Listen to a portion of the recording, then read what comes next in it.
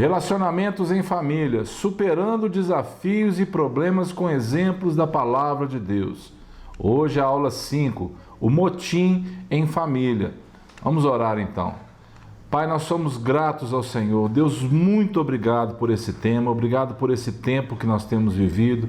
Obrigado, Deus, porque a Tua palavra, Deus, é o alicerce que nós precisamos, através do Teu Espírito Santo, para vencer todas as dificuldades, meu Pai. Muito obrigado. Abençoa meu irmão, minha irmã, aqueles que têm realmente, Deus, aproveitado esse tempo. Nos abençoe e nos guarda nesse dia, Pai, em nome de Jesus, Pai. Fazei tudo sem murmurações nem contendas, para que vos torneis irrepreensíveis e sinceros, filhos de Deus, inculpáveis no meio de uma geração, o quê? Pervertida e corrupta, na qual resplandeceis como luzeiros no mundo. Deus nos criou para a comunhão. A família é o primeiro e principal meio social humano. Deve ser um ambiente seguro de cooperação e valorização das potencialidades e papéis individuais. E eu já vou começar com duas perguntas para você. Vou deixar para você dois questionamentos, dentro de tudo que nós temos para ver hoje. A aula hoje ela é muito interessante, eu estou vibrando realmente com os assuntos, a possibilidade de estudar a palavra de Deus com foco nesses assuntos, e tem sido para mim motivo de muita alegria preparar essas aulas para vocês. Então, vão lá as duas perguntas. Como proteger nossa casa dos males impregnados em nossa cultura e sociedade, tais como murmuração, inveja, disputa e rebeldia? Afinal de contas, quem não tem visto isso todos os dias através da mídia, dentro do nosso ciclo cultural, na nossa família muitas vezes, todas essas coisas. E a outra pergunta, qual as raízes e os danos colaterais? Lembra daquela aula do dominó? Quando você parava o dominó, continuava deixando as pedrinhas bater uma na outra? Pois é, os danos colaterais causados pela murmuração entre o povo de Deus. Rupturas familiares, o quê? Irreparáveis, não tem como voltar atrás. Mazelas sociais irrecuperáveis. E seres humanos, o quê? Insuportáveis. Lembra dos irmãos de José? A aula de hoje fala sobre motim na família. Como eu queria falar sobre a história desses irmãos. Mas a lição vai nos conduzir a um outro momento da Escritura também muito interessante. Vamos lá para a introdução então para a gente ver. Ainda somos humanos. Quantas vezes, sem nem mesmo perceberem, os pais instigam os filhos à rivalidade, utilizando comparações no dia a dia, como, por exemplo, por que você não é obediente como seu irmão? Por que você não faz isso ou aquilo como seu irmão? Por que você...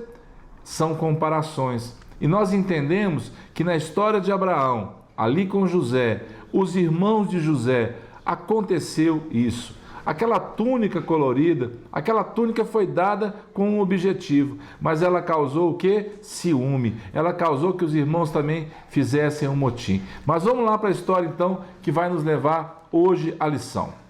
Falaram Miriam e Arão contra a mulher cuxita que tomaram. Quem tomaram? Moisés, pois tinha tomado a mulher cuxita. E disseram, porventura tem falado o Senhor somente por Moisés? Não tem falado também por nós? A nossa cultura hoje é questionadora. Nós muitas vezes nos vemos como Arão e Miriam. Miriam faz uma pergunta, será que Deus não fala com a gente também não? Eu sei que Deus fala com você, meu irmão. Mas a autoridade é uma coisa e Deus falar é outra coisa. Moisés tinha uma autoridade.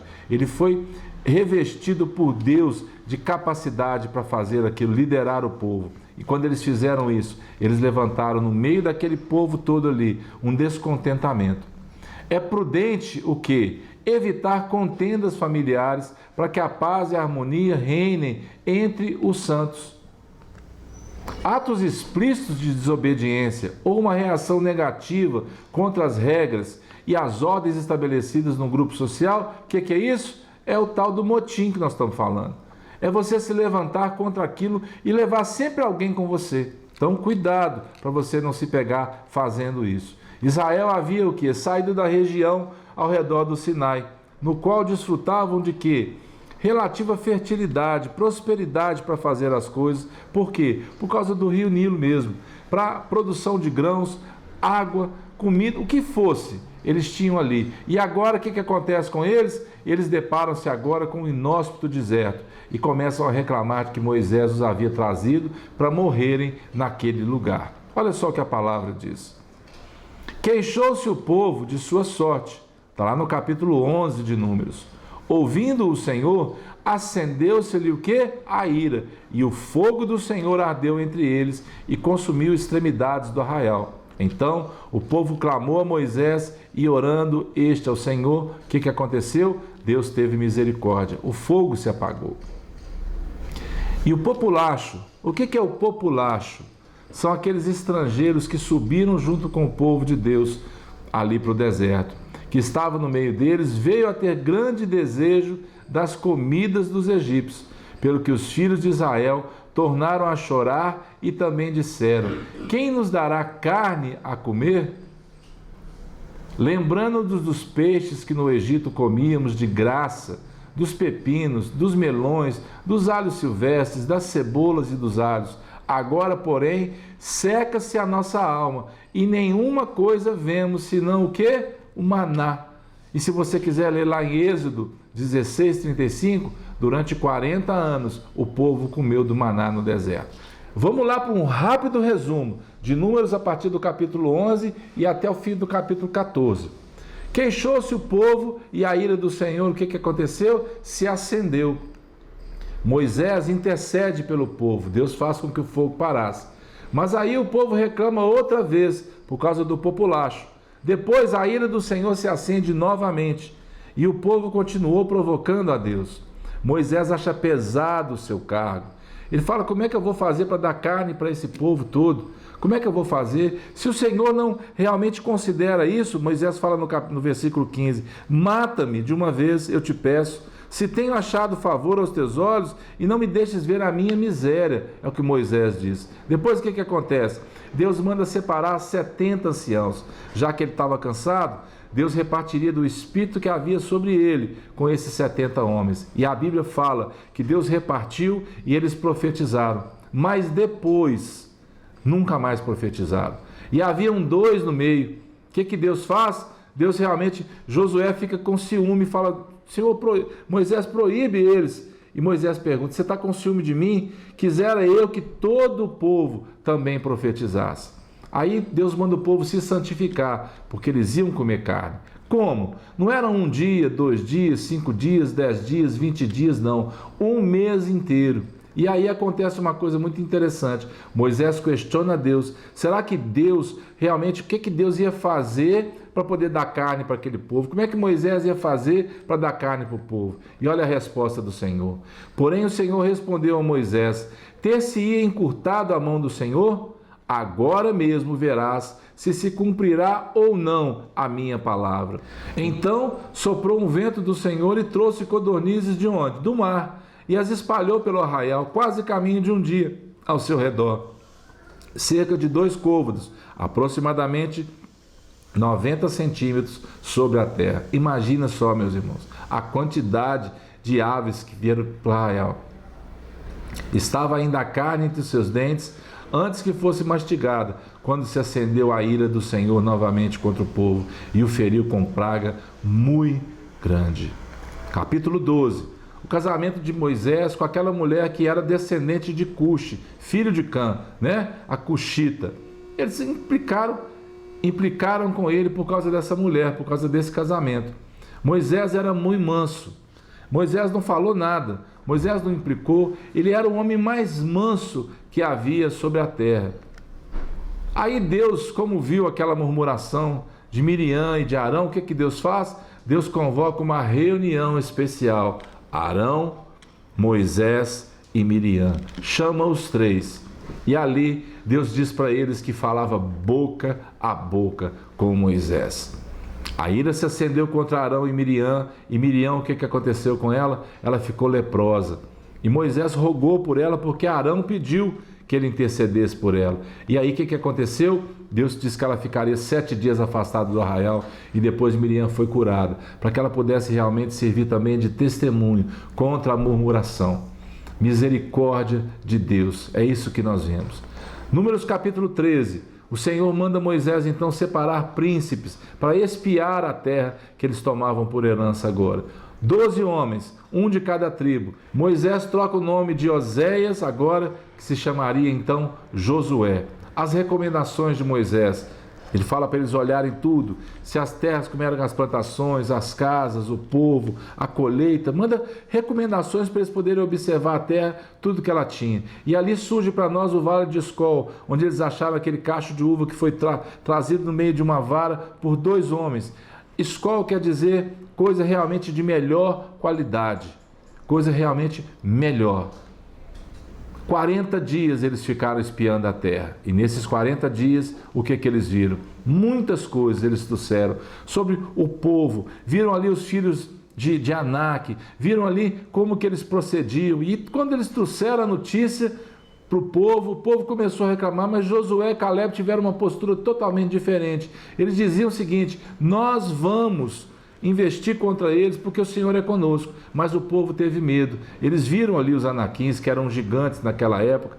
E aí, o que aconteceu? Levantou-se, pois, toda a congregação e gritou em voz alta. E o povo chorou aquela noite.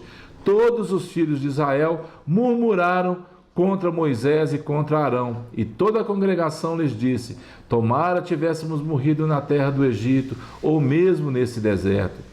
E por que nos traz o Senhor a esta terra, para cairmos à espada, e para que nossas mulheres, nossas crianças sejam por presa? Não nos seria melhor voltarmos para o Egito? Novamente o povo reclamando, o povo murmurando, o povo esquecendo da misericórdia de Deus. E entramos no capítulo 14 de Números, onde Moisés e Arão, Caleb e Josué intercedem pelo povo. O que aconteceu? Eles exortam o povo, pedindo ao povo para não se rebelar contra a vontade de Deus. O que o povo faz? O povo realmente se rebelando, tenta apedrejar Josué e Caleb, e a glória do Senhor desce sobre aquele lugar e encobre tudo ali. Aí Deus anuncia o juízo através de Moisés, porque Moisés ele tenta interceder pelo povo com um discurso seguinte: se os egípcios escutarem o que está acontecendo, eles não vão dizer que o Senhor fez esse povo morrer por causa disso, para não matá-los ali, que o Senhor não tinha condição de cuidar. Novamente Moisés intercedendo pelo povo, mas isso não adiantou. E Deus diz muito bem para Moisés: eu perdoei o pecado deles, mas depois, mais na frente, nós vamos ver a consequência disso. A murmuração, o queixume, a reclamação nos fazem esquecer quem somos, de onde saímos. No caso do povo ali, eles eram povo de Deus, saíram do Egito e nos seguem para as maravilhas do Senhor. O Senhor já tinha multiplicado para eles ali, aberto o mar, o Senhor tinha dado água para aquele povo, o Senhor estava cuidando deles, deu maná para eles, e mesmo assim eles estavam murmurando, reclamando. Por serem mais velhos que Moisés, julgavam quem? Arão e Miriam ser merecedores de um tratamento talvez diferenciado, uma autoridade que não foi delegada para eles. Não adiantava, a autoridade estava sobre quem? Sobre Moisés. O sentimento corrosivo da inveja traz o medo de se perder algo ou alguém. Devemos então nos observar cuidadosamente para evitarmos isso. No meio da igreja, no trabalho, em casa, aonde nós formos, para que nós não sejamos principiantes de um motim, de uma rebelião contra uma autoridade. E nós vivemos um momento no país decisivo para isso.